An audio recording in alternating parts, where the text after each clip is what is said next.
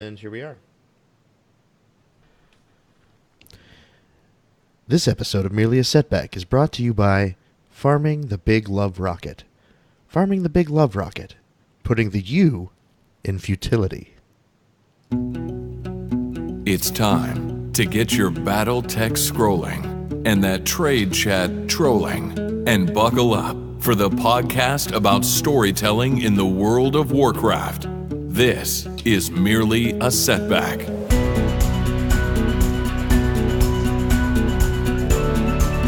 Greetings, fellow lore walkers, and welcome to Merely a Setback, a podcast about storytelling in the world of Warcraft. My name is Sharku. I'm coming to you live from my podcasting perch high in the mountains of North Carolina. I'm also a player on the Convert to Raid Battle.net News, a raid leader for the Asparagus Initiative, and a member of the CTR community at large. I'm just a big Blizzard nerd. And let's introduce our other host joining with us for the evening, as always, coming in from the Great White North of Ontario, Canada, where is it still cold and snowy up there, or are you guys getting the spring times like we are down here in the States? It's Shoe Boots! Hey, it is cold, but it is not snowy. It is raining, actually, today. And nothing is quite as refreshing as winter rain piercing through your skin as you try to walk your dogs, begging them to go to the bathroom so you can come back in. How you doing, Shark? It's been a while. It's been a few weeks. I'm doing. I just messed up the audio a little bit, but we're going to leave it in there because it's fun. Okay. You can just hear Coltrane as you start to speak. Reset and say it again. It's Ty. And then I cut it off. So, You're welcome. Coltrane. You're welcome, everybody. I went ahead and just, if you didn't hear that, it's there, and it would be too much for me to edit out. So enjoy that little glitch. But yeah, it has. It's been a couple weeks. I'm so sorry that we haven't been podcasting as much as we want to. It's been nuts. We'll talk about it a little bit. But we also have to, unfortunately, go to our other co-host. Unfortunately, who is apparently terrible at podcastings, according to feedback that we got the other day. Right? It said something about, the show's great, but Jared, he's like, what was it? I don't like to hear Jared his way through a podcast.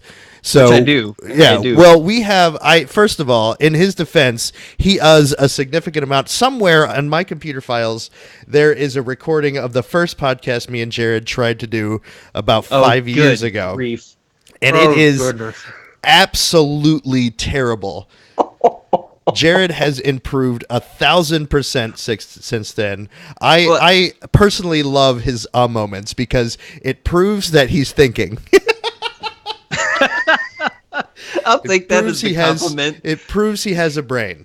So, but Jared, I'll take that welcome. As a compliment. Welcome. Thank you. Thank you so much. How have you been this last 2 weeks? It's, but here-ish. Yeah. Sometimes I decide to raid, sometimes I don't.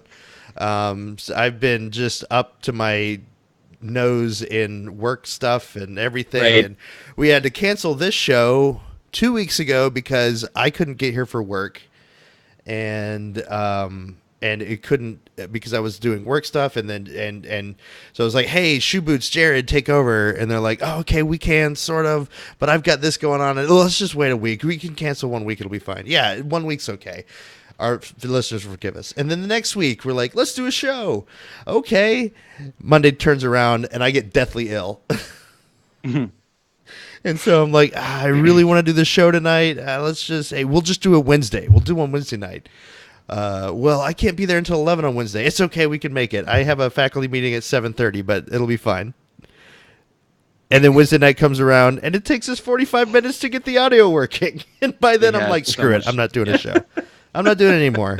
And I say, everyone who listens to this show regularly, thank you, first of all. But secondly, you are so lucky we did not record last Wednesday. We were so miserable after all those technical difficulties. It would have been like that. We could have done it, and we were like, and I was just like, I can't. I've got to be up. I've got to be getting ready for work in 7 hours. So let's just maybe not do a 2-hour show and then have So 3 attempts, guys. 3 solid, honest attempts to get the show out in the past 2 weeks. We failed miserably, and we're so sorry. We're so sorry. But we're here now. Yeah. we're going to rectify it tonight. And we've got a lot to talk about tonight, so we're going to just jump straight into it. No big announcements for us as far as the show is concerned this week. We're hoping, other than the fact that I just want to take a second, and I know I'm going to do this again probably 3 or 4 more times during the show, but I want to thank our patrons so much for their patronage. We can't do this show without you guys, and we're really close to our next goal. So if any of you are on the edge thinking about maybe donating some money to our Patreon, our next goal is making sure that we can get some really good, high-quality guests on the show with us. Now, that doesn't mean that if we don't reach that goal, we're not going to get guests. That's not what that means, and I want to be very clear with that. But if we can reach that goal, we're going to put more of an effort to make sure that we have guests.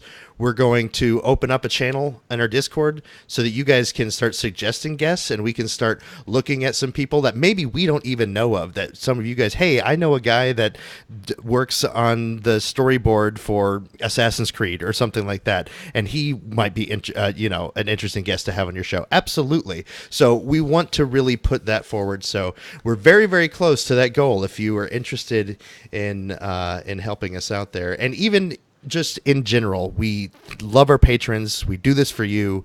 We do this because of you. We would not be able to make it happen without you guys. So thanks so much. So hopefully we'll have some good announcements to offer in the next couple of weeks as far as some special guests are concerned. But nothing this week so far. Quick disclaimer at the beginning of the show: we give spoilers. This is a spoiler show. If you don't want any of the lore spoiled for the next patch, as soon as it hits the PTR or the beta or the alpha, we get it, and we're going to talk about it to you guys. So make sure that you are aware of that. We will spoil the hell out of World of Warcraft. So if you want to play through it, not wait until you get all the information until you're playing through it on live. You might want to just wait a couple months before you listen to our show. Just have us on the back burner for a couple months, and then come back to us after the servers hit live. But let's jump straight into some WoW news we've got this week. We've got the Zorathian cultists. Is that how you say that, Shu? Zorathian That's how I say cultists. it. Yeah. The Exorothian cultists are back. They're back. Tell us about it. What's going on, Shoe Boots? So you might recall the Zorathian cultists. They're on the Broken Shore, and they're just sitting there. You've probably encountered them before and maybe not paid much attention to them, but they're sitting there doing a really long channeling spell, like one that takes several weeks, in fact. And this is not the first time they've done it. They did it before, and when it finally ran out, patch 7.3.5 came out. The allied races, and now they're channeling down again. Did they channel down another time other than that, or was that they just channeled down 7.3 as well? The 7.3 patch, yeah. So these guys, they are currently channeling down, and Wowhead has figured out that their current countdown is scheduled to expire 2:25 a.m. Pacific on Wednesday, March 7th. So what's going to happen on March 7th in the middle of the night? Tough to say. I have my thoughts. I don't know if we want to get into predictions about it now. Yeah, absolutely. What do you think? I mean, it's going to be new content, right? I think so. I think we know that there is a chunk of 735 that is still on the shelf. We know there's a battleground yet to come. Mm-hmm. We know that there's a really interesting event that might either start or end on this day involving our artifact weapons. Mm-hmm. We know they're going to become unstable. If you haven't seen kind of from the PTR, they're going to sort of like go through this time where they're losing all the power that we've been putting into them. And then there's going to be a cutscene where we finally use their power to once and for all stop the fell, I guess, the dark magic coming from the sword in Silithus. So my guess is this is tied to that. I don't know what you guys think. I think so too. I'm 100% with you. What about you, Jared? I think along the same lines, I do think that it's going to be another piece of content that's going to drop, and I think specifically it's going to be the next step in the Silithus quest line, where we will see more of the battle, the conflict around the impact area or the incision, I guess. Yeah, I'm where thinking, all of that is taking place. Pre-patch is what we're looking at here, because if you remember back to BlizzCons ago, when the year that Ian started taking over for BlizzCon, and he was talking about all these different patches coming out, and that we're not just going to do big patches every 6 months or something like that, or every 7-8 months. We're going to have some big patches, and then some smaller patches, and then some tiny patches, and then some medium packet patches.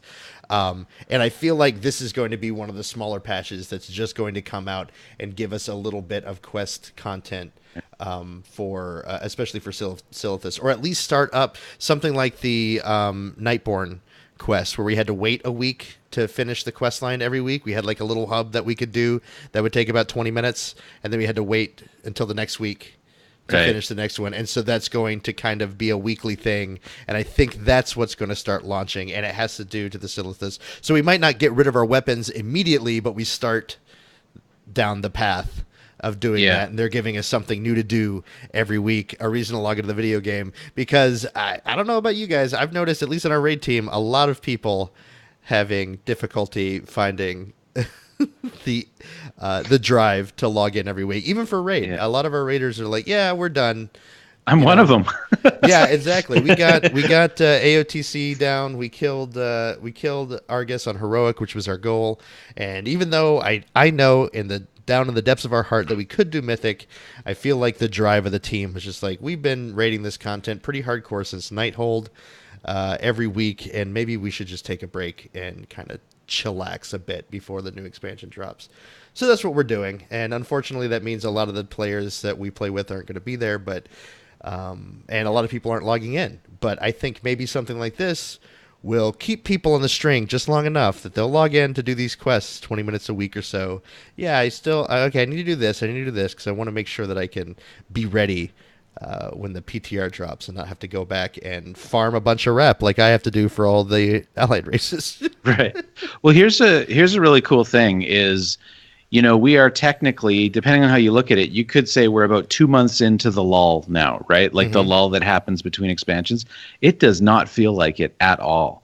I haven't raided in 2 or 3 weeks now, and I'm still really busy in this game. It does feel weird. Like, it's like I don't really want to be as involved as I was, but I can't be not involved at all. Like, I have to do something.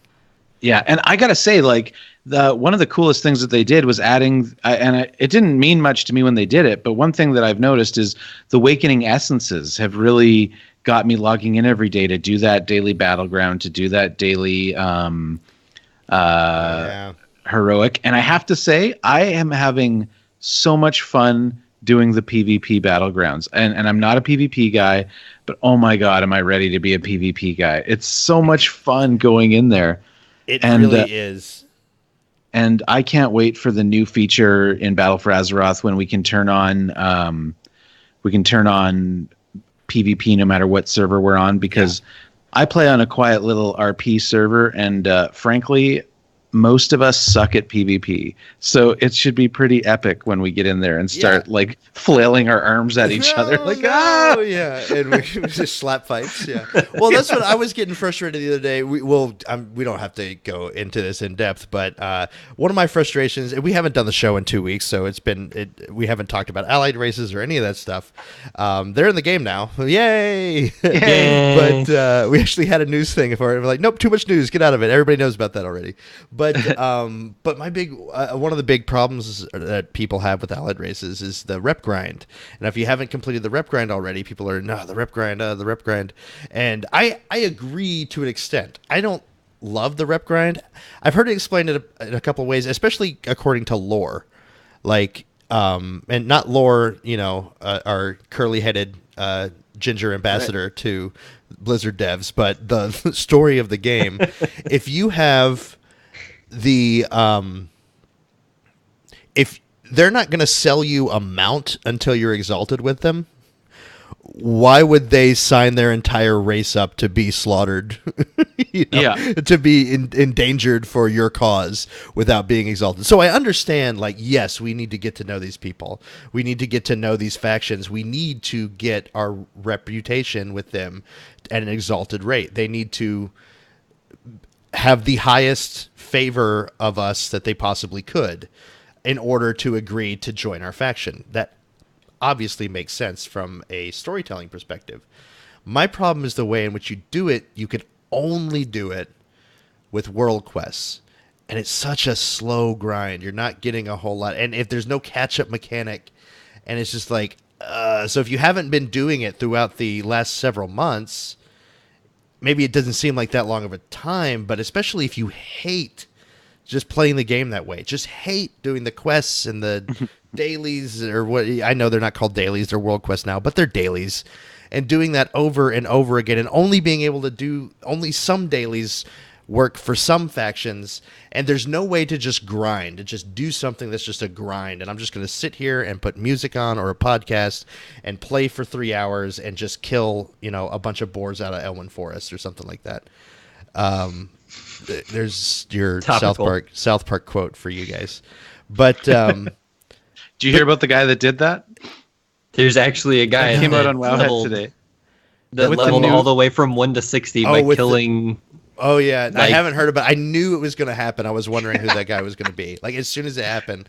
Like, that was one of the big things that have, like, now that they're doing this, you actually can level from 1 to 60 by killing boars in Elwyn Forest. What I'm wondering is if Blizzard balanced it to where the time that it takes was accurate based on the television show. Because they're be like, so it's going to great. take 136 hours, 47 minutes, and 16 seconds. or whatever. Right. Like, I can't remember what the time was, but if they balanced it to where that was actually the time it would take to do it. But I think that's absolutely fantastic. But Yeah. Hats off anyway, to Ian Explosion is the name Ian of Explosion, awesome. That's Thank you for your sacrifice. Salute to you, sir. Never forget. You will always be remembered. But to complete, like, as far as rep grind goes, I'm going to bring it all together, I promise. I think that the best way to solve that problem for me would be open up a PvP rep grind and be able to be like battle for a faction. And I know it's going to be kind of weird lore-wise because I guess the Horde or the Alliance could do it, but just something like wearing a tabard into battle or something like that. The way they used to back in Wrath, you guys remember? That was the best rep grind ever, because I'm like, put on a tabard, do what I would do already, and I get experience for it. Awesome. That makes sense to me, right? But to champion the Army of the Light and to go into PvP, that's something that, even though I'm doing the same thing over and over again, is always different. It keeps my interest. There's sometimes when I'll PvP, and I'm not even that big of a PvPer, but when I'm like got in my head that, hey, I'm just going to do PvP, I'll just queue and forget what time it is. And all of a sudden it's like 3 a.m. I'm like, oh shit, work. But yeah, I if they think were that's able to really do cool. something like that, like, come on, guys, Halinka, let's do this. I gotta say though, man, the people would be so upset if you told them they had to PvP. You don't grind have it to. out. It's an option. You I can know, still but- do everything you can already do, but another option would be once you've run out of world quests, for example. Because Yeah. the thing is, you do a world quest hub, you can get that done in 30 minutes. Well, I want to spend. I don't have 30 minutes every day or every 2 days or whatever. I have to work all week, and I have 4 hours on the weekend that I can do whatever I want with. And for that entire 4 hours, I want to do my rep grind. Well, I can't do that because I can only do these world quests that only show up at this time. And if I'm not logging in every day and spending the time that it takes to do the world quests, my rep grind takes 7-10 times longer than anybody else's. And I don't know. I think that's kind of, so give options, something that you can grind. You can say, I'm going to do this all in 4 hours and do as much as I can and get as much and have fun while you're doing it. Because I think the whole point is to get people to play the game, right? The whole point of rep grinding is to get people to play the game. Yeah. I mean, I'm biased because I had all the reputations day one, Right. so maybe I'm not the best person. Well, because to you've been ask, playing but- the game the whole time, and I'm Right. not saying you were privileged in that. You probably had more time than other people, but I'm not necessarily in that boat. I could have done it. I just didn't want to because I don't like playing the game that way. But still, Fair enough. I don't know. I think though, and maybe this isn't the best way to do it, but one thing I think that ever since Ian Hazzikostas has been in charge of this game, we've seen little bits here and there, not in the traditional sense, but we've seen bits here and there of something being difficult to get. You know what I mean? Like Yeah. kind of hearkening back to those days that people, quite frankly, lament are gone, right? Where you would see somebody wearing something or have a mount and in Stormwind or Orgrimmar, and you'd be like, oh my God, how do I have to get that? What do I do? And next thing you know, you're on, Thoughtbot back in the day, but you're trying to figure out how to get it. You're asking Right. people. And to some extent, when I think of like these allied races, if they keep them the way they are, it might be really interesting 2 or 3 years down the road when somebody logs in and they see all these cool races and they're like, oh my God, I have to do what to get, how do I do it? And then they're going into all this old content. Yeah. So I don't know. But I get that it can be frustrating because one thing that I think it was Scott Johnson made a good point. Like he's like, look, I pre-bought this expansion because I wanted to play these allied races. And I can't. That's a fair point. And right? that's how I feel. I agree with you for mounts and transmog gear and like whatever. Like, oh, that's really cool. Like, I still haven't done the Timeless Isles, whatever that rep was, because Right. I don't care about mounts or anything. Like, I was only on the Timeless Isle to get whatever, to gear up my alts and to get whatever it was that we were supposed to get on the Timeless Isle back then. Oh, and to do the world bosses, Right. But I never did the rep because I don't care. I don't want to grind rep. I just don't want to do it. I don't care about but that's the thing. If I really cared about that mount, I would do it. But the thing is, allied races aren't that. They shouldn't be that. It shouldn't be something exclusive. It should be something that everybody has. And I'm not saying it should be easy to get. I kind of think it's an interesting idea that Blizzard's trying here, that like, okay, we'll give you all these new races that you want, but you have to play the game to get it. It's very clever. I like it. But just be about playing the game. Don't be about logging in every day, like, and doing daily quests that we all want to blow our heads off after, at this point in the expansion. There might be somebody out there that's like, I love daily quests. You're a weirdo. You're a weirdo. Okay? That's fine. That's great. I applaud your weirdo-ness, but you're a weirdo. At least that's how I feel about it. And some people might feel that I'm weird for wanting to do PvP, but like, do it to where you're getting some rep for doing the raids. You're getting some rep for doing heroic dungeons. You're getting some rep for playing PvP. Just give people credit for playing the game and then give them the race for that. That's what I think should be happening, and that's why I think people are upset. I do like the idea of allied races being gated, but I think that you make a really good point. It should be gated. I agree too. That you should be able to grind it out. Even if it's a tough grind, you shouldn't hit the end of the road. Like, you should be able to keep going somehow if you want to. I think you should get experience for playing the game.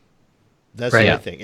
Rep grind should be more like the experience grind, where everything you do gives you credit towards that, especially at this point in the expansion. It's different earlier on. Like, I get it. And and the thing, that's why I don't think that reputation should be what gets the allied races. Because the idea of having, you can only be exalted rep to buy the mount or whatever, that makes sense to me. It's cosmetic. It's something that if you choose you want that mount, you're going to go and do that thing. But when it comes to something like a new playable race, although I understand the lore idea of it being, but does that mean that every time a new playable race comes out, there's going to be a bunch of quest hubs that we have to maybe earn rep for them? God, that sounds terrible. That sounds terrible.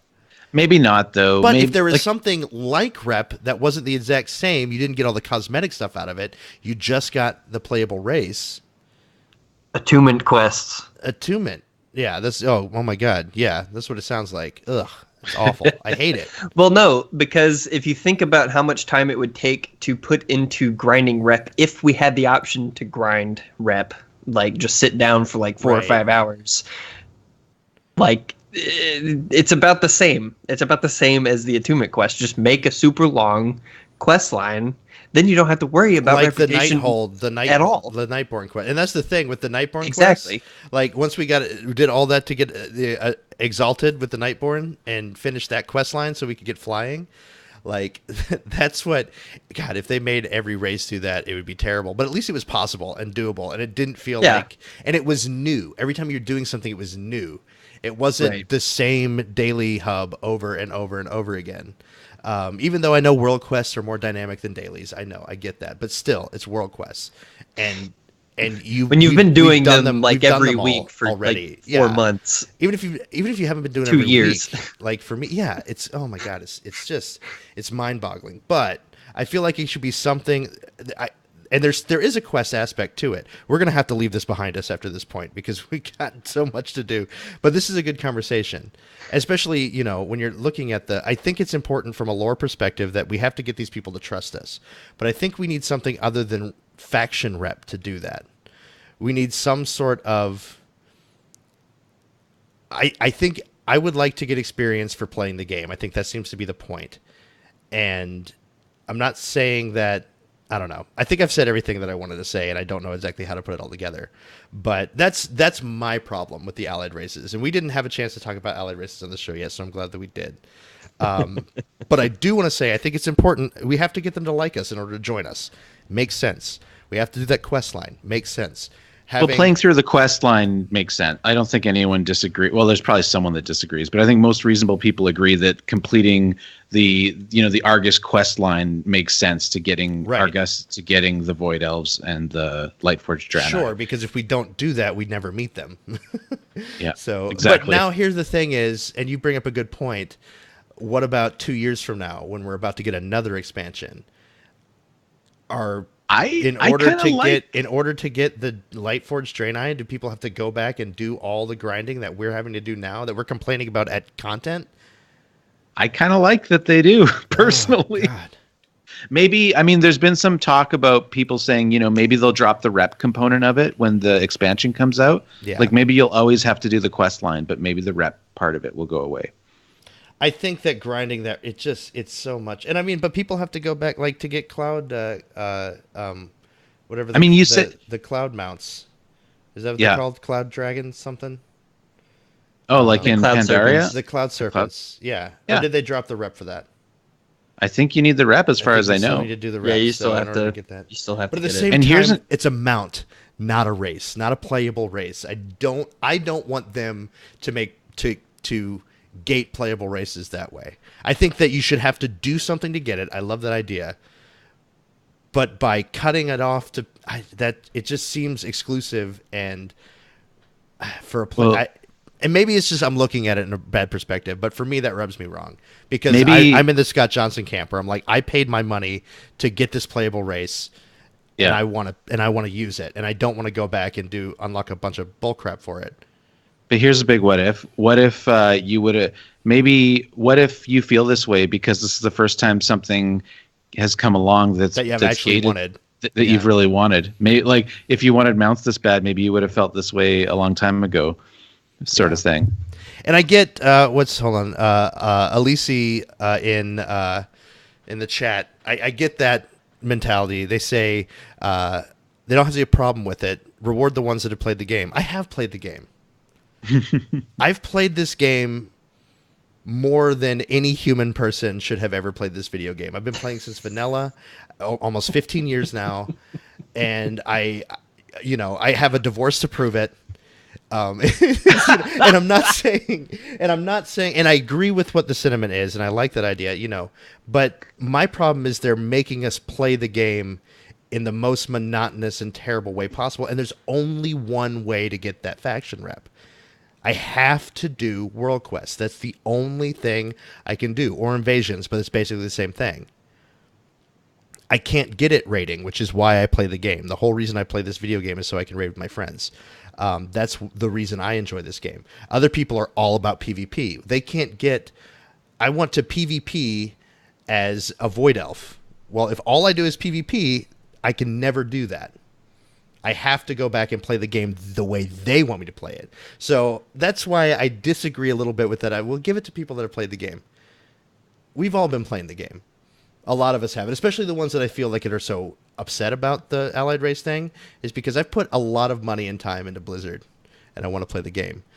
In order to play the game, and I feel like maybe it's a sense of entitlement, a little bit, but I do. I feel entitled. I feel like I deserve. I've done just as much as everybody else has. I just didn't do the specific thing that they wanted me to do to get this thing unlocked, and I don't know. But I guess you could make the same arguments about mounts and this like that. We're going to leave this behind us because I think we've been talking about it for 30 minutes straight, and we have a ton of other news to cover, and this wasn't even on the agenda. But yeah, I like the idea, and I do. I think you're right. You should reward people for playing the game. Playing the game should be a part of getting these facts. I really like that idea that Blizzard came up with, that yes, we're going to give you cool Allied races and a bunch of them, but you have to do something extra in the game. You have to. It's not just about paying the $15 a month. You have to earn it, and I think that's cool. I just don't like the way that they're making us earn it. And I hope that they consider changing it. I think they might, because there was a lot of backlash about it. But we will find out. We're going to skip some of this stuff real quickly. There are dungeon journals have been mined for BFA. You should go check that out. Wowhead has a really cool article on it. There's lots of maps and all sorts of boss art, all sorts of things. Go check out the dungeon journals. That's happening. That's coming out. That's available now for you to peruse. Jared, I'm going to toss this one to you. The Lordaeron and Teldrassil broadcast text. That's pretty big as far as a storytelling and lore component. What's going on with the Datamined broadcast text, Jared? So we do have a lot of juicy things to go through, but there's only two that we want to really like pick up on in this specific article that was posted on Wowhead 2 weeks ago, week and a half ago, something like that. I don't know. We do a podcast. But yeah, something like that. But anyway, in the broadcast text, we see that there's a conversation between Sylvanas and Saurfang, and the result of this conversation is Sylvanas basically telling Saurfang, "You don't matter to me. Go die." Literally says that. "You don't matter to me, go die." And after that, we learn through some of the rest of the battle, the broadcast text that was data mined, that Saurfang, whenever he is rescued from Stormwind City, doesn't go with the Horde players that rescue him. Instead, decides to go have a conversation with what is our king's name? Anduin. goes and has a conversation, a little one-on-one with Anduin, which is I don't even know where to begin with that one. Well, maybe we should give it a little more context in case people haven't seen any of this scenario before. So the opening Horde scenario in Battle for Azeroth has been intermittently playable on the alpha. You can watch a video of it. Noble has a video of it, as do others. And in the opening scenario, you are sent to go under the cover of night, break into the Stormwind stockades, and rescue Horde members that were captured during the Battle for Lordaeron. And Saurfang is down there, as is the princess, her name escapes me, the princess of the Zandalar. When you get down there, you find Saurfang and you rescue him, but he refuses to come with you. As Jared was saying, he instead marches right up to the guards and demands to speak to Anduin Wrynn. I will see. What does it say? I will speak to your boy king. Yeah, that's crazy. It is crazy. He doesn't leave with the Horde people that go to rescue him from the prison. Like, they bust him out, and he's just like, nah, I'm gonna go talk to my boy Anduin over here. Y'all, I'll catch up with y'all later. Saurfang for War Chief. I'm so on board with that, and I think that's where this is headed. I love Sylvanas. Well, we'll see. I don't know. And there's a lot of stuff that. And now, to correct Jared, she does not literally say, "I don't care about you. Go die." I over-exaggerated a bit. Is everybody mobilize? No, that was a different. Sorry. She says, "Do not question me, Sourfang. We must draw their attention from my war machines so it can destroy the towers. Casualties are inevitable." Casualties are inevitable is not, "I don't care about you, go die." However, it does have that kind of sentiment, and that's what Sourfang, I think, is starting to realize, that the war chief. If you look at Sourfang's, who of all the war chiefs that we've had, who would we say Sourfang's ideal war chief would be? Thrall. Thrall. Absolutely, it'd be Thrall. It'd be my ideal war Did chief. Thrall care more about the people of the Horde or the Horde as a faction? I would imagine the people. Yeah, I think so too. I think he's more focused on that the Horde is the people that comprise the Horde. It's not this idea of survival. And I think Sylvanas is so obsessed with survival, and she does not value the individual. She does not value the people of the Horde. She only values the Horde and the Horde surviving, which is part of it. But Thrall understood that the key to the Horde surviving was the people. The fact that inspiring the people of the Horde, the tribes of the Horde, to come together and want to fight for their king, right? Or their war chief. Which is what Anduin's able to do with the Alliance, which is why there's sort of a kind of a power shifting going on right now. It feels to me like the Horde is losing power under Sylvanas, and the Alliance is rallying under Anduin, which might be the case, and it might not be the case, but at least that's what it feels like what's going on to me. Well, I'd like to read a passage from this broadcast text that is presumably Sylvanas, and I think, to me, this is probably the most important part. This is Sylvanas talking to Saurfang, presumably right after what you just read, where she says, "Honor means nothing to a corpse, Saurfang. You have the luxury of underestimating death, but it is something with which I am intimately familiar. Maybe you don't care if your people die so long as it's honorable, but to me, this horde is worth saving. Anyone who disagrees does not deserve to stand among us. So die your warrior's death, High Overlord Saurfang. It means little to me. Perhaps I will raise your broken body to serve me once more, or perhaps you'll have a chance to say hello to your son." That's what I was talking about. That's the mic drop that I was talking about. I see. So I think... But in that case, it seems like she's the one that's saying, look, if you just want to die for nothing, go for it. I'm trying to save us here, and people are going to die in order for me to do that. Yeah, I think it's important. So it's a really, both of them care about the Horde. Yes. Like, that's an important takeaway from that. Their argument is not whether or not they should be in the Horde. Their argument is the direction the Horde should be taking. And so, there's a lot of rumors that Saurfang's going to turn traitor. I don't believe that for a second. I think that's, quite frankly, that's insane. Like, he would never betray the Horde, but he would betray Sylvanas in order to, if that's what he thought was what was best for the Horde. Right. At the drop of a hat, he would betray Sylvanas. Yeah. 1,000%.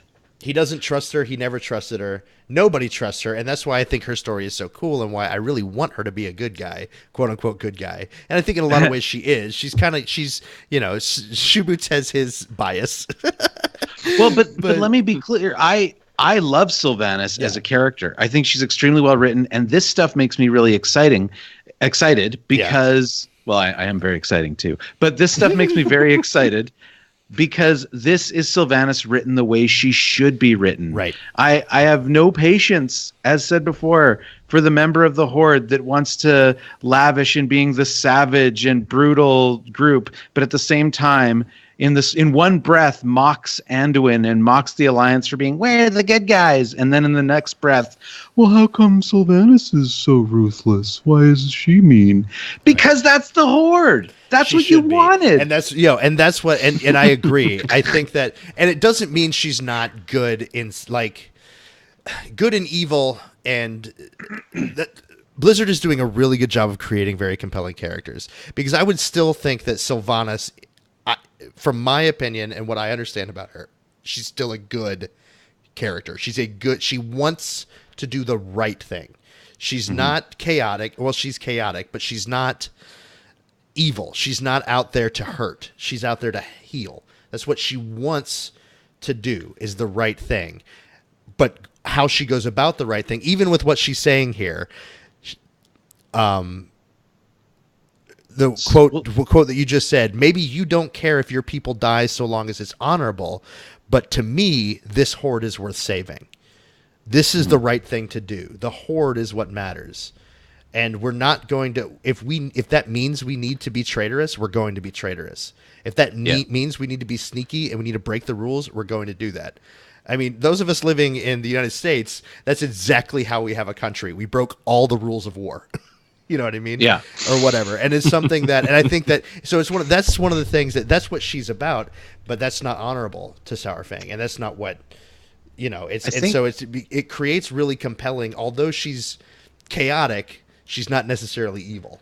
And I think that's really not necessarily, but she is ruthless. And I think a lot of people have trouble with that. She has no compassion for her enemy. She has no compassion. She's happy to kill anybody. Anybody that is in the way of her goals, even if her goals are altruistic to the point that they're for her people. I mean, that exchange encapsulates what she thinks of quote unquote honor, right? Like she has no time for it. She agreed with the bombing of Theramore. She just thought it was poor timing on Garrosh's part. So she agreed with the obliteration of an entire peaceful village city. That she's on board with that. She has no issue with that. As a matter of fact, we know that she wants to do more. She wants to attack Stormwind. We'll see how that plays out later on this year. And I think that's great. I think if you're a Horde player, I would hope that you think that's great too. And I also think that here's what I think. I think a lot of people are worried that Sylvanas is going to turn bad. And I think that if you get down to the core of it, that's why they're upset with her actions. Not because they actually don't like that the character did that, but because they're scared that if we keep going down this road, that it eventually ends with Sylvanas being a raid boss and us killing her. And it doesn't have to be that. I don't think it's going to be that. They didn't do that with Jaina. They're not going to do that with her. If they didn't do that with Dadgar, they're not going to do that with her. Yeah, and I think that I don't think that she serves as war chief in the long term. I don't think she makes a good war chief. I don't think she makes an interesting war chief because she can only do these ruthless. She's way more interesting in the shadows. I think that this expansion ends with her stepping down, but I don't think it ends with her relinquishing her position as the leader of the Forsaken. Right. Like I think she's going to be with the Horde. And maybe she's going to have a big moment where she has to defeat an inner evil because we know she's dealing with stuff with a deal she made with Helya. So she's got something going on with the Shadowlands. She's got huge issues with death. There's ongoing plot points there that we don't even know where they're heading at this point. And the Loa spoke to Vol'jin, who is apparently coming back in some way, shape, or form in the new expansion. Presumably as a Loa. Right. The Loa spoke to Vol'jin, and he said, you are the only one that can lead us out of the shadows. Mm-hmm. You must be war chief. You. Could have been Bane. Bane's ready. Bane can do it.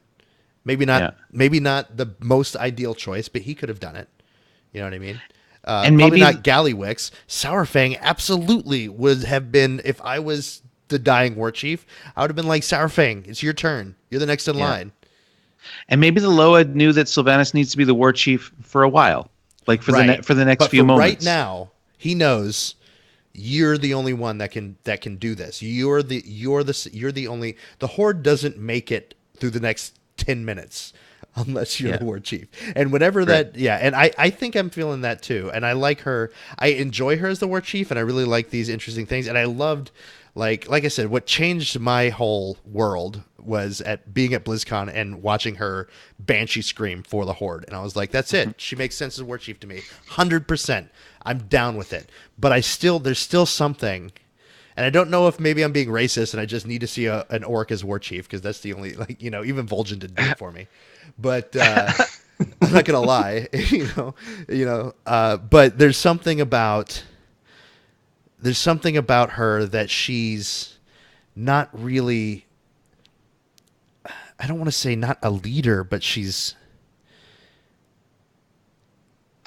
won't be able to serve the story of World of Warcraft needs a relatively static leader. Like that's the thing, right? Like the leader has to be involved in the plot, but also the leader. I mean, like to me, Varian Wrynn is an excellent example of a greatly written leader for an MMORPG. He's stoic. He's always, and he had a story. Thrall was but it the didn't same really. way. Yeah, Thrall, exactly. And so if they get too involved in the plot, it becomes problematic, right? Because they need to just be the guy that's always sitting on the throne room when you go into Stormwind or Orgrimmar. And so I think Sylvanas is too active as a character. Her story is too eventful. Right. Yeah, that makes sense. She's and more so of a Anduin, Jaina.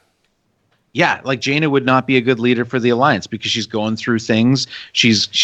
Her allegiances are shifting in the story from time to time. So it's interesting. I don't know. We'll see what happens. I was also going to say something you brought up, like her ruthlessness. Sylvanas is Illidan. Like, and how we love Illidan now. Like, that's what Illidan did. He's like, I'm going to kill my entire army in order to stop these guys. I'm going to sacrifice them, murder them with my magic in order to feed all my magic so that I can do giant billion-point damage arcane bolts to kill the Legion myself. Because that's the only way to stop it. Either they die or everyone dies. And he saw that. And so that's what he did. And we don't like it. And that's why everybody hates him. And that's why he was banished and all this sort of stuff. That's why he sacrifices his elfmanity in order to become a demon, because that's what he had to do. And that's what Sylvanas is doing. And that's why she does make, I think, she makes an interesting leader. And she's a great foil for the Alliance leader, was Varian, now Anduin. Anduin is that stoic leader. You know what I mean? You can rally by, and maybe that's why you prefer the Alliance shoe boots to the Horde, because the Horde is much more chaotic, right? Yeah. And people that rally towards the Horde or are attracted, they enjoy that chaos. They enjoy, you know what I mean? And the Alliance is much more structured and more. So you have that stoic leader, and then you have Sylvanas, who does make an incredibly compelling leader, and she'll sacrifice what she needs to sacrifice, not because she wants to, because she has to. And that's something that, and it's really interesting. We don't even know what we're talking about, honestly, at this point, because this broadcast is just making us go on, because I want to know exactly what they're talking about. What's the honorable death here? Is just to line up and to everybody fight until, and she's like, no, evacuate, let's go. Evacuate, leave a bomb and blow him up. Like that's not honorable. It doesn't matter. That's how we win. And we have to win. Because if we don't win, the other thing about this is that this is surrounding a battle that they are losing. They are going to lose no matter what. Like, that is the outcome of this entire operation that they're running right now. The defense of Undercity is a losing battle. Yeah. And Sylvanas knows it. Sourfang obviously doesn't. He would rather die defending the place. And I think that's the this context. Is ours. They can't have it. Exactly. Nope, they can have it. Let's go. Let's go set their tree on fire. Right. Yeah. And that's her strength, is that she, the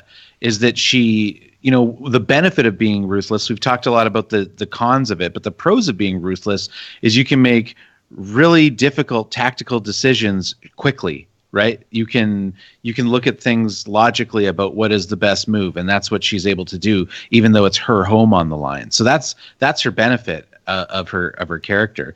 One thing you just brought up, Sharku, that's interesting is a couple things that are also discussed throughout here. Is that we've confirmed here? I think we were questioning it our last episode, but we can confirm here that the Teldrassil happens before Lordaeron. Mm-hmm. Teldrassil burns first, and we can also confirm. We can't confirm that Sylvanas burns it, but we can confirm that it is Sylvanas' idea to attack it. I believe she refers to it as capturing it. So we know that if the false flag rumor of Gen Greymane, that could still be true.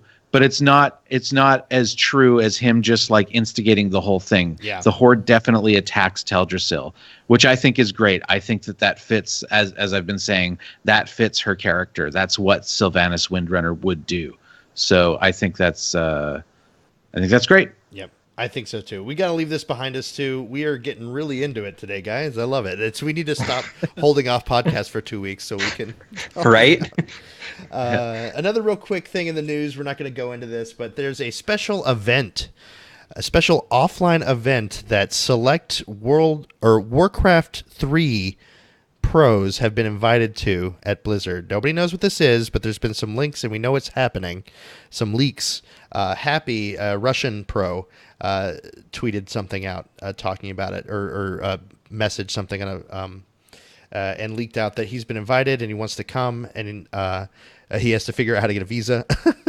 But they want to come to to this special offline event that details will be shared shortly, having to do with Warcraft 3 players.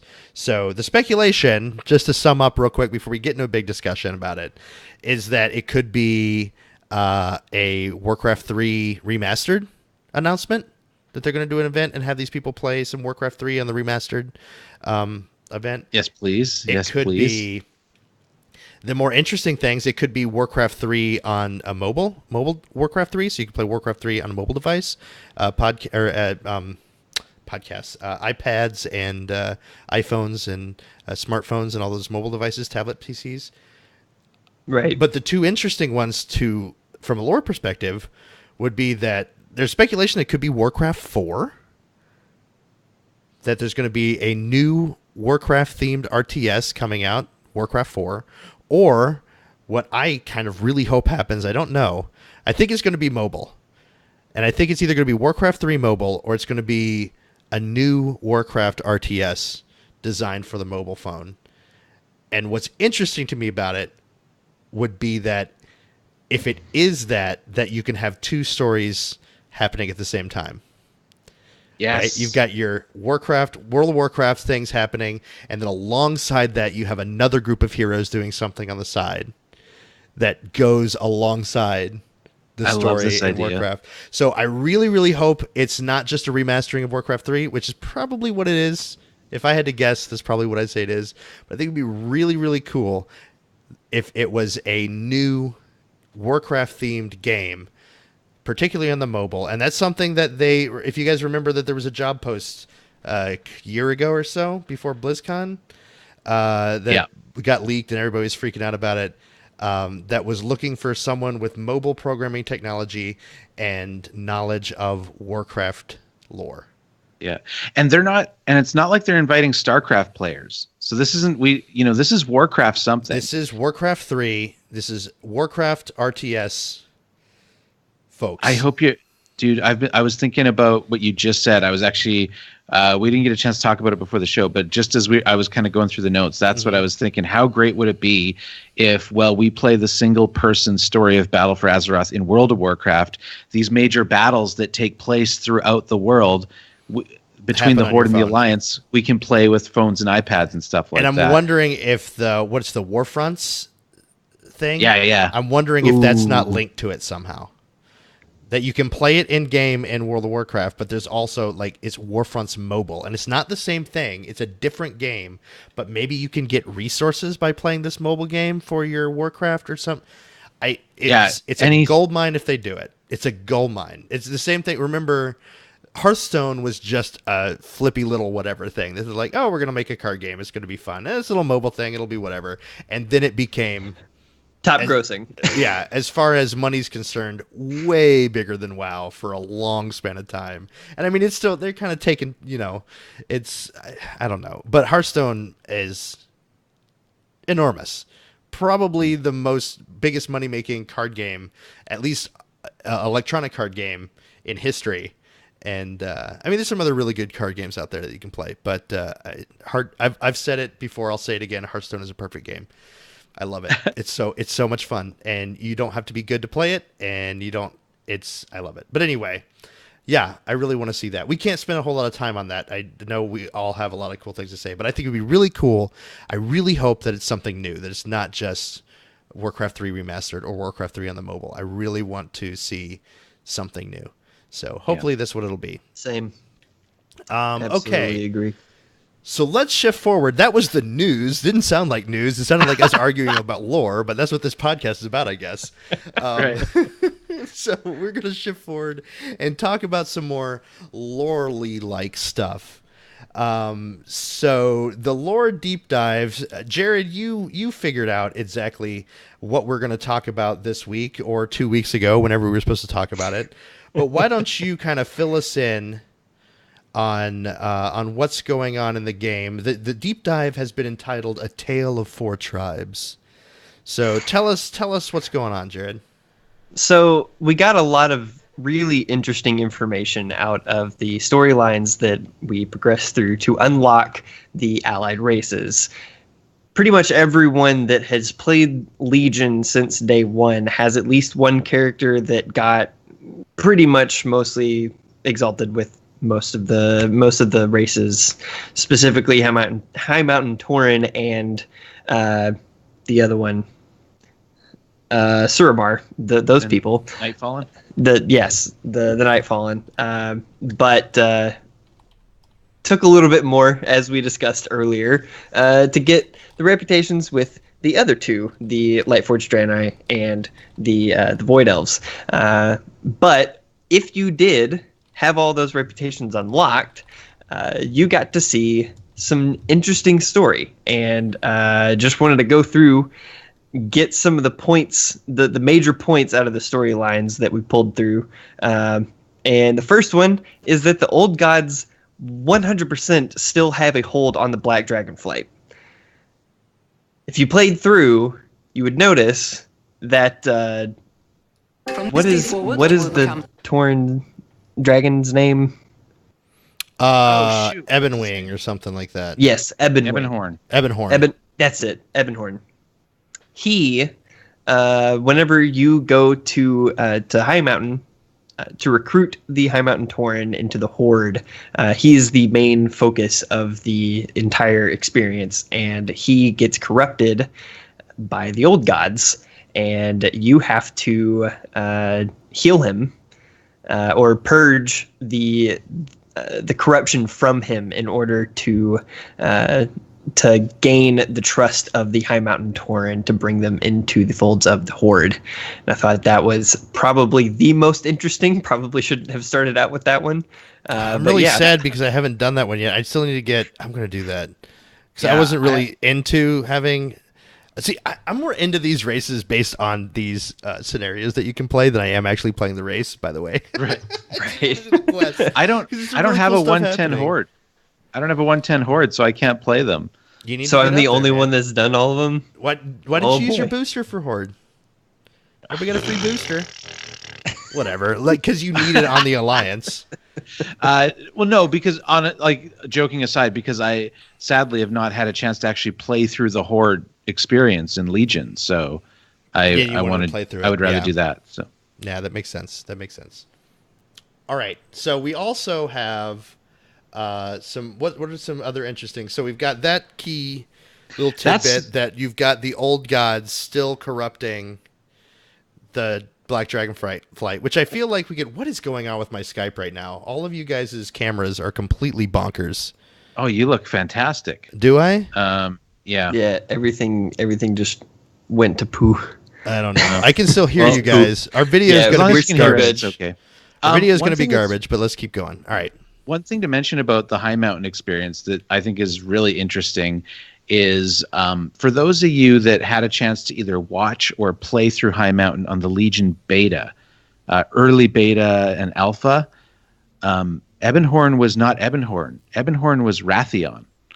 In the original writing of Legion, Wrathion was the character. Was the big reveal is that Ebonhorn is not just some random black dragon, but is in fact Wrathion himself. So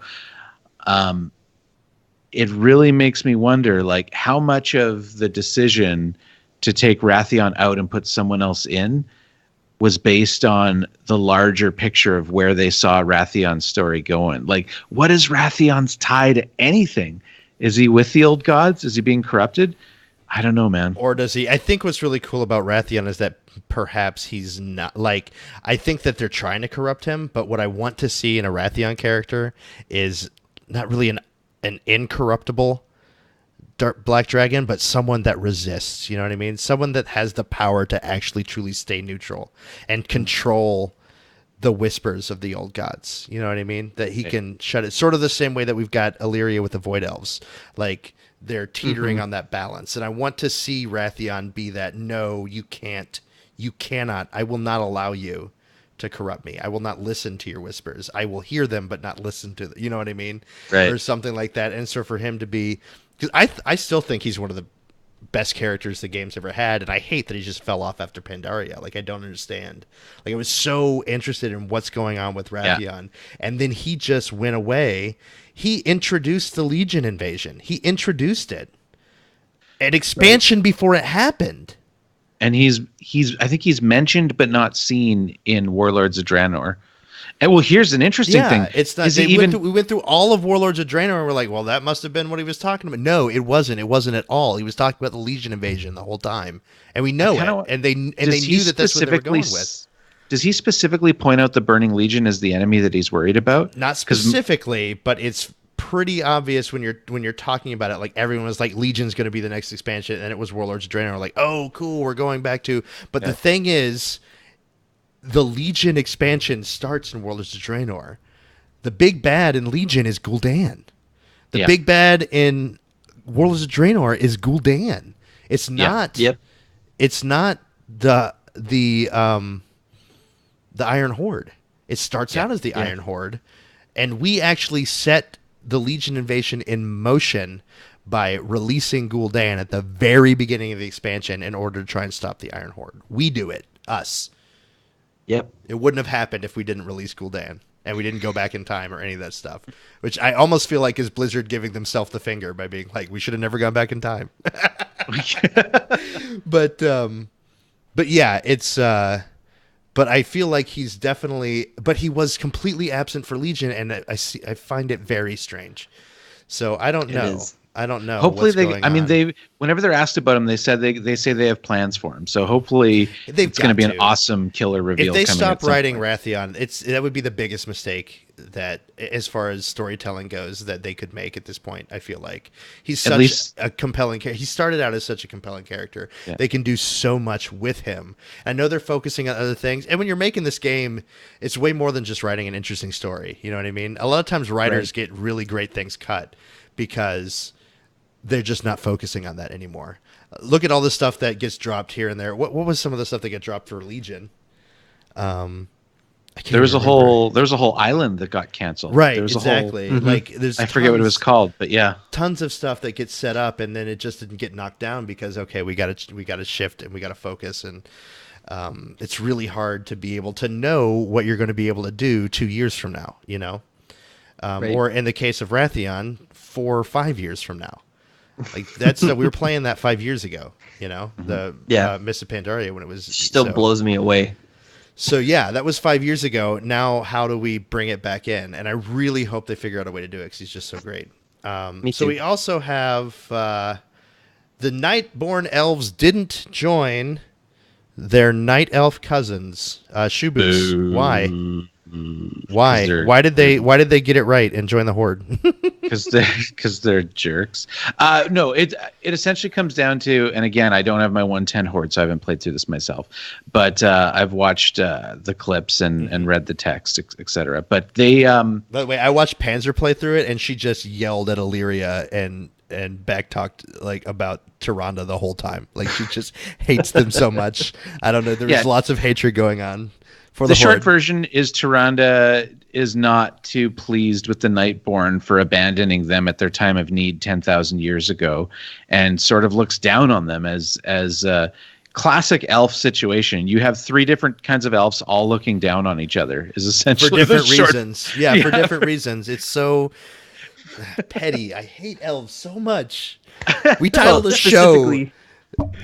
God. Anyway, keep going. But yeah, so meanwhile, what's her name? The paladin blood elf, Lady Liadrin. And there was speculation about this as like last year because of the conversations that she's having with Thalyssra on the Vindicar. Mm-hmm. But the idea that Lady Liadrin is able to kind of communicate to the Nightborn the similarities that they have as an outcast society that found a home in the Horde. And I don't know if anyone has something specific to add, but that's kind of the short and dirty version of it. Yeah, it is. Tyrande is kind of. I think it's bad form. Tyrande, bad form. She specifically. Go ahead. I was just going. It's your turn. I talk too much. Just don't your way through it. I'll try not to. She specifically what, Jared? She specifically says your past leaders have been total crap. What? Like, give me a reason to believe that you are not going to follow in their footsteps. And that was the straw that broke the camel's back. That, for me at least, watching that story unfold, that was 100% what made Thalyssra join the Horde instead of joining the Alliance, because Tyrande compared her to Elisande and compared her to Ashara specifically. And by the way, let's make it clear that they were her leaders too, Tyrande. Ashara was your queen. So anyway, I think I have to agree, and maybe it's because I'm elf racist, I don't know. But I actually like the Nightborn, and I got in a big argument about the Nightborn they're the same models as Night Elves. I'm like, they look way cooler. I don't know, they're different. I like them better. I don't know. They do look really cool. Their ears are longer. They're the exact same. No, they're not. Anyway, the one thing that's kind of a. Go ahead. I mean, just this. I still don't think that big picture before these quest lines ever written, it still seems to me that the Nightborn should have joined the Alliance, and perhaps the Void Elves should have joined the Horde. I don't know, or maybe somebody else should have joined the Horde. Maybe the Void Elves shouldn't have been in there. We talked about that in another episode, but Illyria never would have joined the Horde. Yeah, I agree. I totally agree. So yeah, and maybe that if means it was the Void Elves joining the Horde, it would not have been with Illyria. Yeah. Agreed. So maybe it needed to be something else. But if you're going to go this route, I do like the way they did it, because this is not the first time we've seen Tyrande act this way.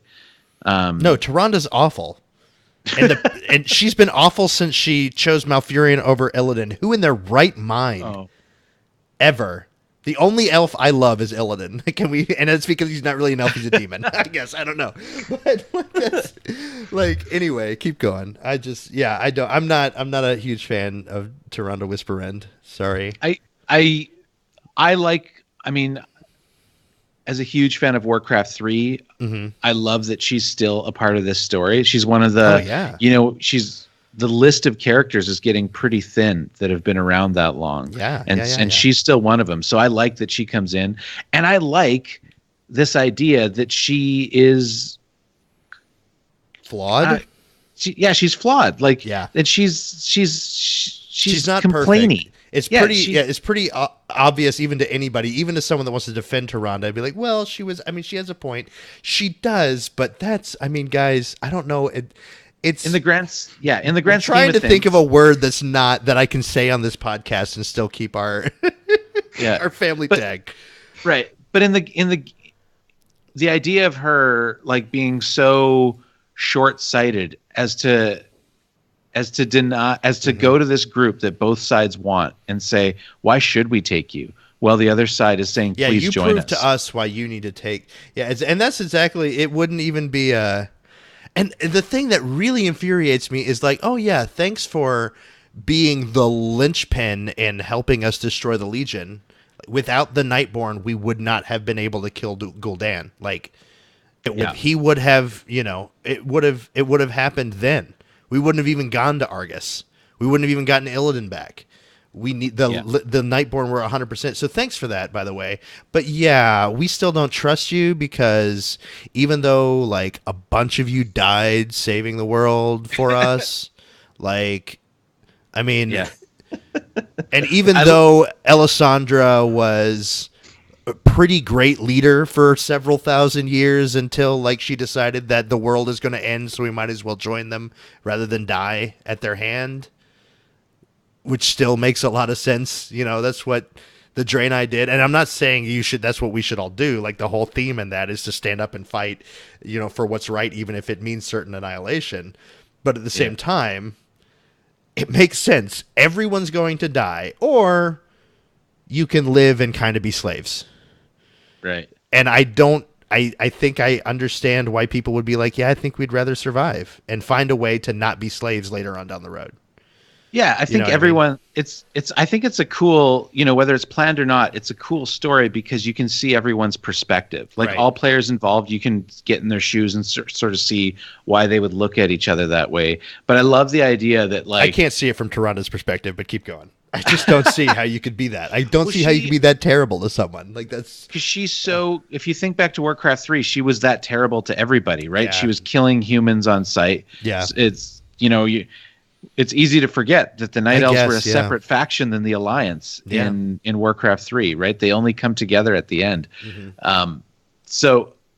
And I just like that it's a personality driven thing that like this alliance could have happened if not for stubborn people, and that's just kind of real life. That's how things actually happen, I think, in real life. So I love the way that they did it. Let me put it this way. It makes it more palatable. And Yeah. maybe I'm just being grumpy because I loved the Suramar. Suramar might be my favorite zone. I'm like, my two favorite zones are potentially Suramar and Vashir. So I think a lot of people think I'm insane, but Hannah's favorite zone is Vashir, and I do think she's insane. So it does make it a bit of a bummer to play through there knowing that these people are going to turn on me because I am an Alliance main.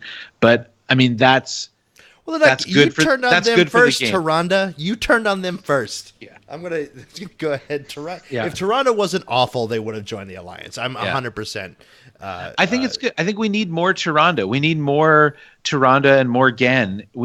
Messing things up for the Alliance. You know what I mean? Like Right. we That's need what we needed for a unreasonable long people time. at the top to create conflict. It needs to be. We need to see the chaos on the Alliance side because there is, and for so long, like still they're more stable than the Horde. As far as themes go, but at the same time, yeah, I absolutely agree. I like Tyrande being that way.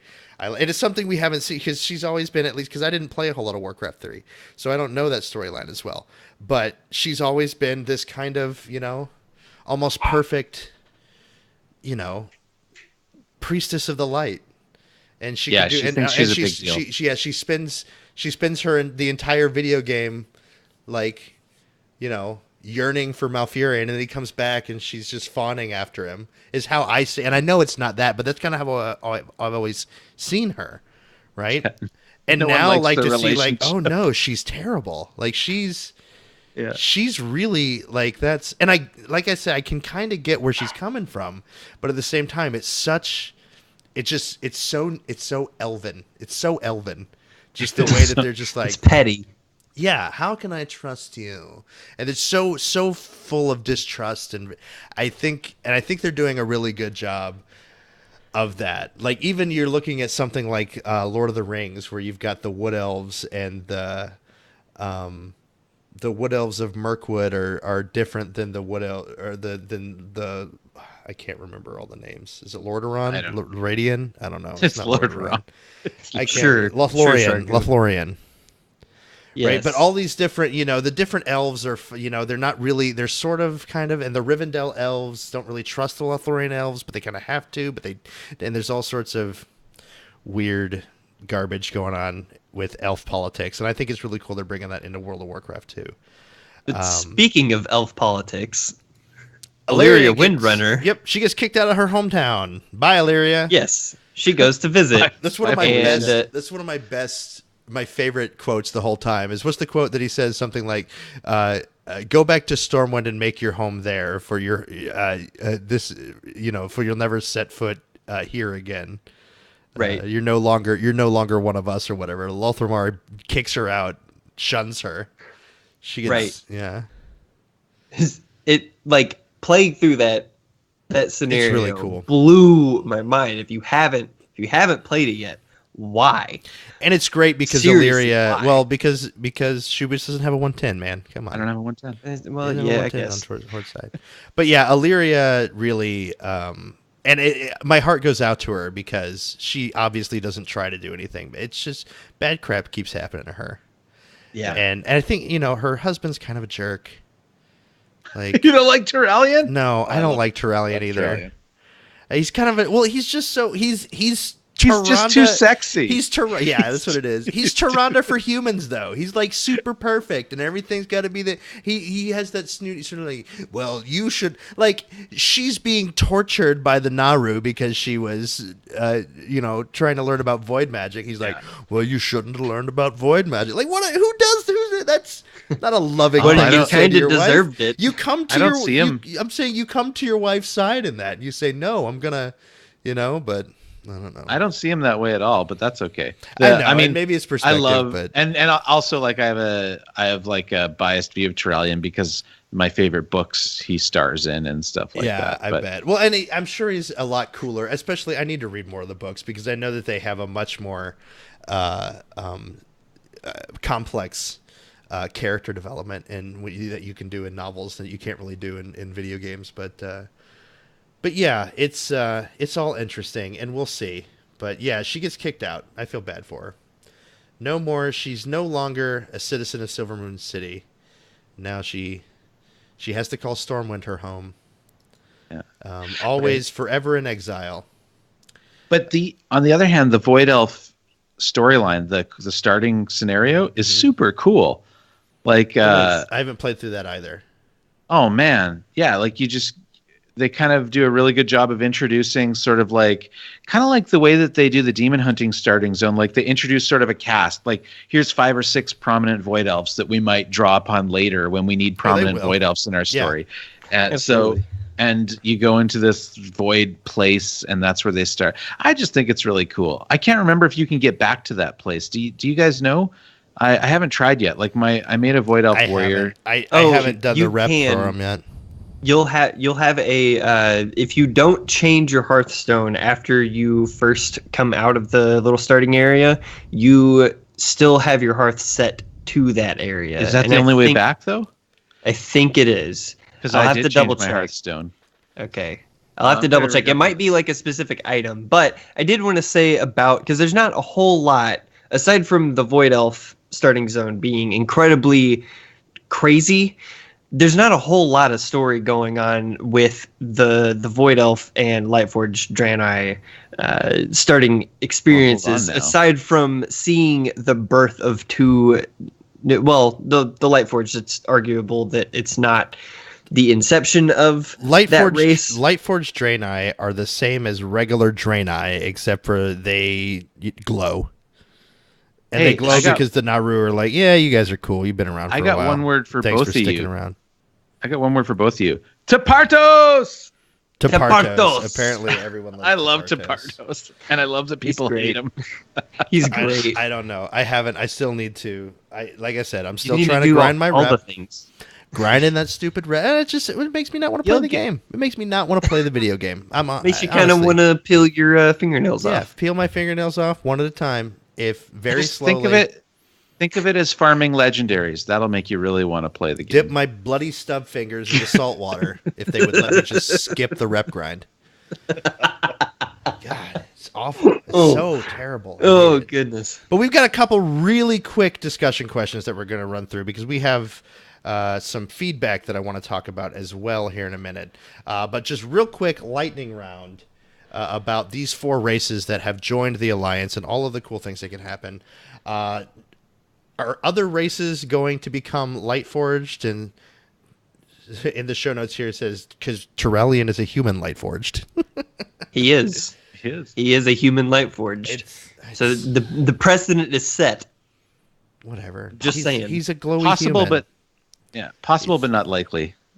I feel like any race could be blessed by the Naru and the light or whatever, but I think it opens up interesting possibilities for non-player characters in the future. I can't imagine them opening it up to us players. That's where I sit. Yeah, we'll see. I agree. I think it would be cool, and I put that question in just for myself. but I do agree. I think it would be a little bit reachy for them to add other races to become Lightforged outside of player characters, because Turalyon is the only exception. Well, but Illidan was an exception. He just said no, right? Illidan could have been Lightforged. He could have been Lightforged demon. And you actually do have a Lightforge. What's it, Nathrazim? Oh yeah, you do. That's true. What's his name? Oh, what's his name? He's The character is the Lightforge Nathrazim, that's the demon race, the Dreadlords, right? Look like with the big wings and the hoof feet and the horns. That's a Nathrazim, and there is a Lightforge Nathrazim in both the Paladin Lothraxian. Thank you. Both the Paladin and the Priest questline, I think, in Legion. Yeah, they intertwine. He shows up. Yeah, he appears in a lot of places. He's also in the audio drama. Yeah. Mm-hmm. Yeah. So and there is evidence of other Lightforge races, but I don't know. Forget Lightforge whatever. I want what did I just say? Nathrazim. Nathrazim have to be a playable race some point. Blizzard, please, God, make it happen, please. I think we need to do an entire episode on the Nathrazim. I don't know if you guys heard. I think we will at some point. What? There's a lot of discussion on Lore Watch, the Blizzard Watch podcast about lore.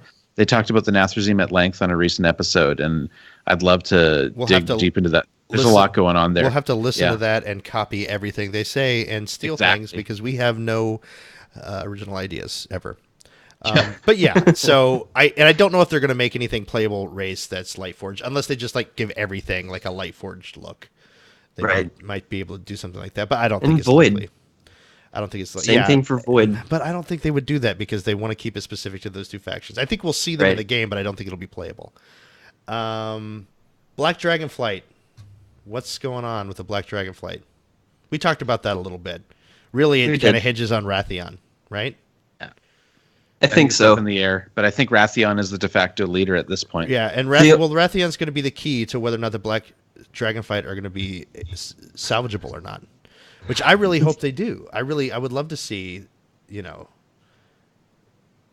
and that's the thing, they don't really have. They had Deathwing and they have Wrathion, but at Deathwing, when Deathwing abandoned his post as the Warden of Earth, and Thrall took it over. And now we don't have any wardens anymore. Right. I would love to see the Black Dragonflight be like the cool, emo kid dragons. Because for Well, outside of Ebonhorn, they are now. Yeah. It's just Wrathion. Well, that's what I'm saying. It's Wrathion. Well, and there are Black Dragon whelps and stuff still around, right? Yeah, there's a handful around. I think But they're scattered and they're not the the flight they used to be. So I don't know. I would like to see Wrathion. I'm kind of hoping that's sort of what he's doing, is as well as battling all this corruption, he's going in and gathering his flight, right, and bringing them back together and being like, we're going to do this, and him and Ebonhorn are going to do something cool. I would love to see them back in the fight as a power of good, or at least neutral. Right. For Azeroth. For Azeroth, exactly. Maybe, sort of.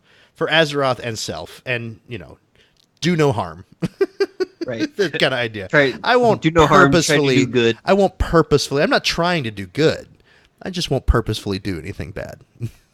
That's what I like. That's what I find so compelling about Wrathion. Is he's a true neutral character. He has no alliances. He's neither orderly nor chaotic. He's true neutral. I won't do anything purposefully to hurt anyone unless it is advantage. Yeah. You know what I mean? Or so, it's really, I won't do it because it hurts somebody, but I will hurt somebody because because I need to, you know what I mean? Yeah. Right. But anyway, and I also won't go out of my way to help anyone either because who's got time for that? Let's be honest. Let's see. So we've got, looks like some possibility of some Void Elf political drama. The question is posed, is it only a matter of time before the Void Elves strife within their own ranks? Of course it is. Of course it is. Can anybody not think that it is? They're elves, dude. They're going to start whining about something and looking snooty at someone else who's going to piss them off, and they're going to... That's what elves do. They're super emo, so we know that it's coming. It's just only a matter of time. And have you heard the meme? Because they're called the Rendorai, like that's their name in the Elven language. Yeah. So they're super emo, so everyone's calling them the Kylo Rendorai. Oh my goodness, that's amazing. At least on Worm Rest Accord they are. Jared, this is a stupid question. I'm not even going to ask it. Well, no, because Because Jared wants to know how many more feasts we're going to see the Horde have. It's a legitimate question. Why? I think I like We've to say, Explain seen so yourself. many. how could that dinner of party been worse? One word, Twister. Have you? What was it? The Taliesin episode where they did this skit where Jin Firepaw was trying to show up. He's like, "No, I'm a faction leader. I'm the Yes. Horde leader for the Pandaren." Yeah. And they're like, "You're not on the list."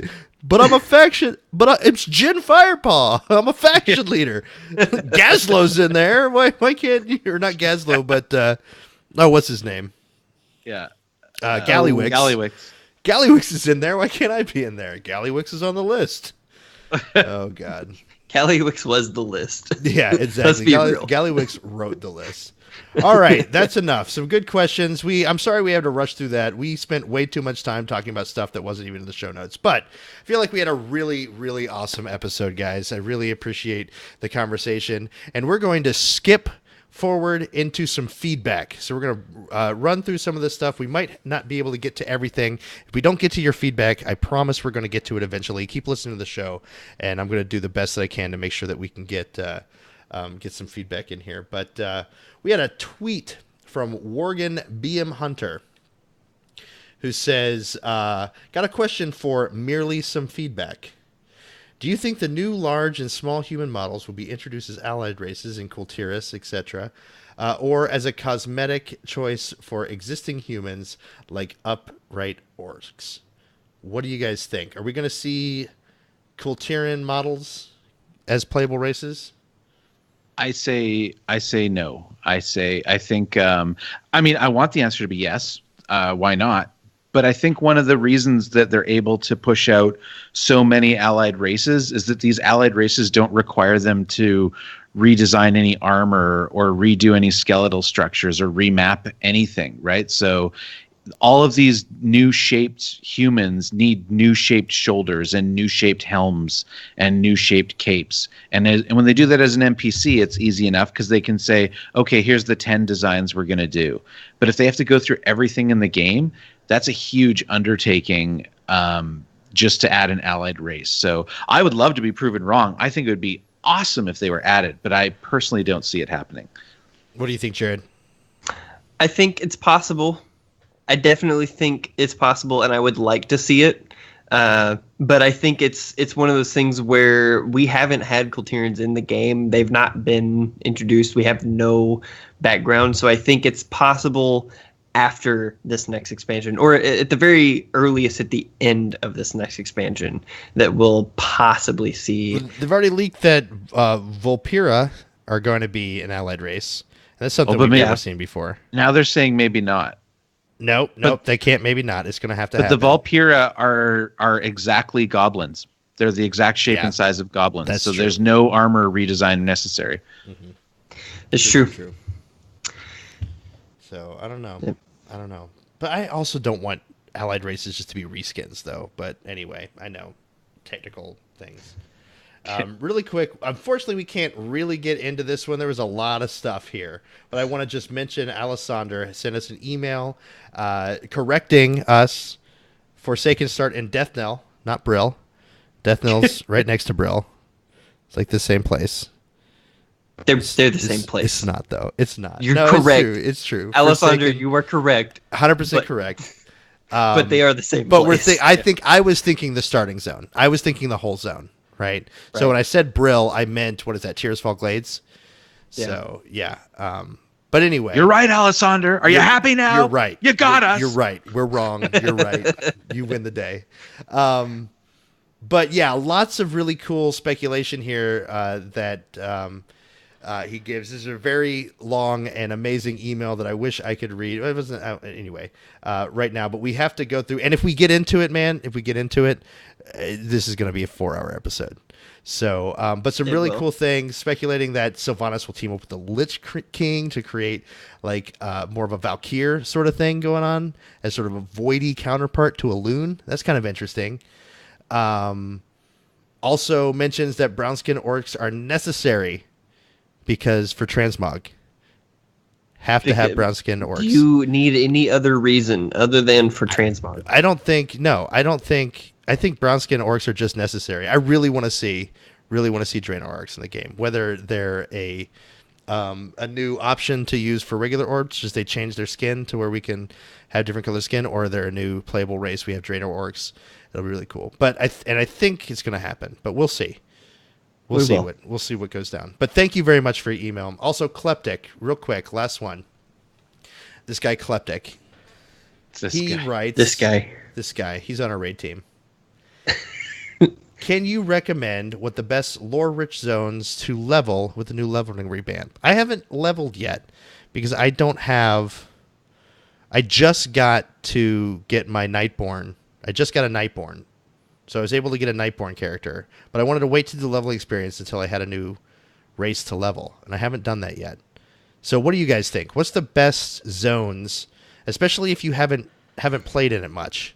What do you think the best zones? Is it Westfall? Westfall, yeah. What do you think? Sure. What are the best, most lore-rich zones for to me? Get some good leveling done. For me, the two that stand out the most are the Eastern and Western Plaguelands. Like you start in Western and then move on to Eastern, but those two zones specifically have some of the best story that you will find in the game, personally, for me.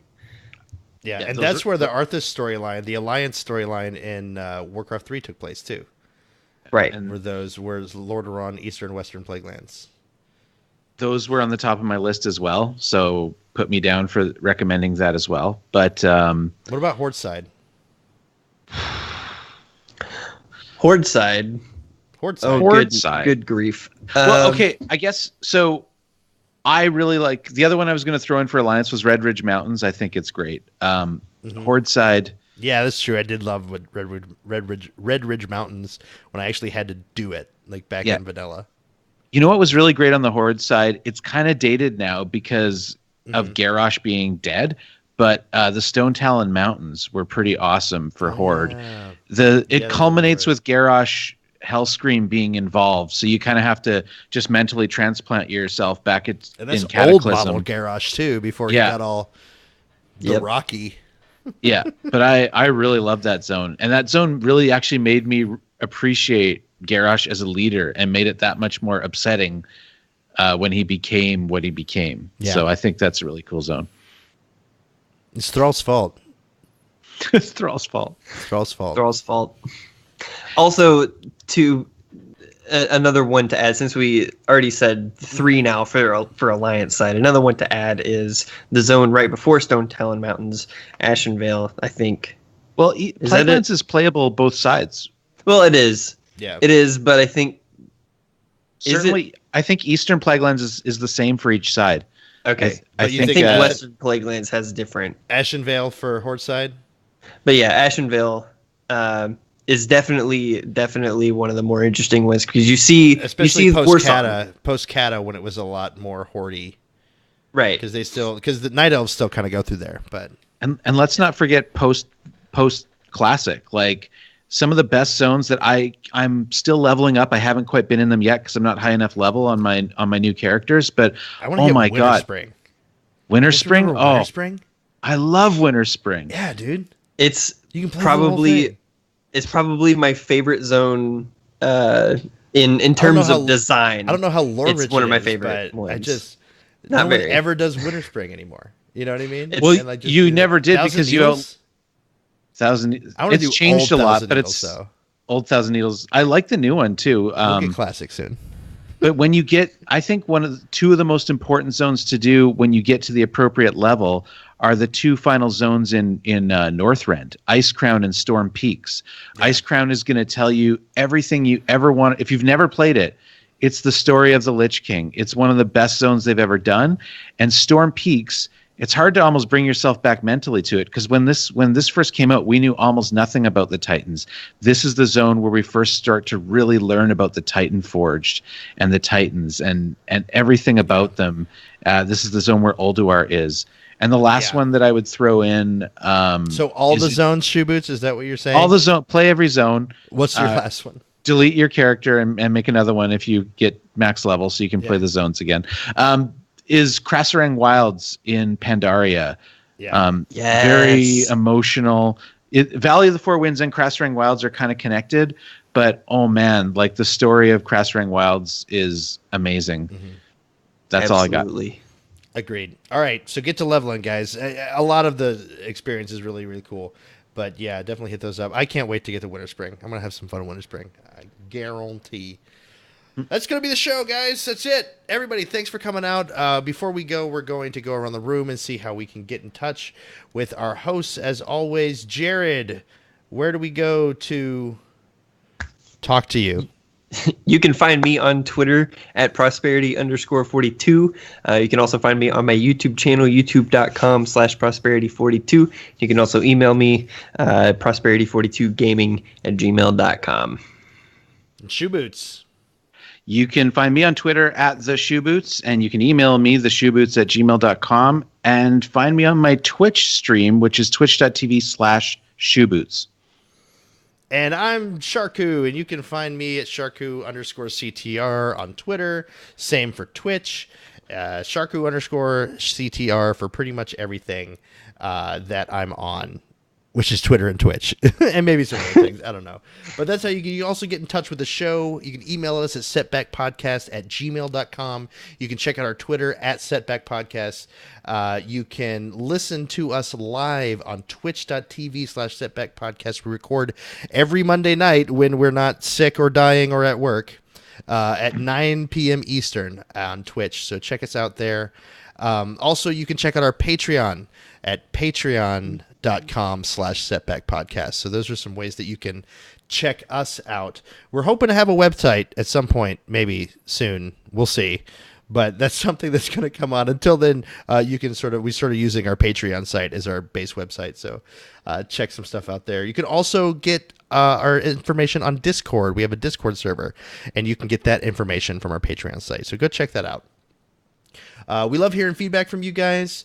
Any questions, requests, just information, corrections, please feel free to send us that information, and we would love to read it out on the show and give you guys a shout out. We really, really love getting that stuff and being able to answer your questions live 2 or 3 weeks later whenever we do a show. I'm really sorry about that. It's not going to happen again, guys. I'm going to do my best. I'm so sorry. Work is dumb. Work is dumb. Give us all your money so we can all quit our jobs and not have to go to work anymore. That's what we want. That's what we need to have happen. If you like the show, consider supporting us on Patreon. You can also support us by giving 5-star reviews. But first, I want to talk about some of our new Patreons and just give a huge, special, specific thank you to some of our new patrons: Brett Hathaway, Michael Dockery, Garrett Anderson, Jan Canty. Thank you so much for donating to our Patreon. Like I said, we cannot do this without you guys. We really, really appreciate it. It's going directly to paying the fees that we have to pay for getting the show out to you guys. So we really, really appreciate the money that you put in. And the more that you can give, the better we can make our show. And we really want to make it better for you guys, as the best as it possibly can be. So thank you guys just so much. And also, we've got some 5-star review shout-outs to give. You can also do us a favor by giving us a 5-star review on your iTunes. Jared, we got a few shout-outs from iTunes. What do we got? On iTunes, we have a 5-star review from Bobo the Great 3 and Lanissa. Thank you, both of you. Thank you guys so much. It really helps us out, especially we're a pretty new podcast, so the more 5-star reviews we can get, the more views we can get, and share this love with everybody out there in podcasting world. Thank you guys so much. We're going to wrap it up. Really appreciate it. We had a great lore discussion. Show went a little bit long, but I think that we had a good time. We will see you all next week. Same time, same place, probably. I don't know. We'll get better at this. At some point, we're going to go like 8 or 9 weeks consecutively doing it right, and we're going to be like, yeah, we've hit our stride. We got this. But that's it for us tonight. We're going to leave you, as always, with our catchphrase.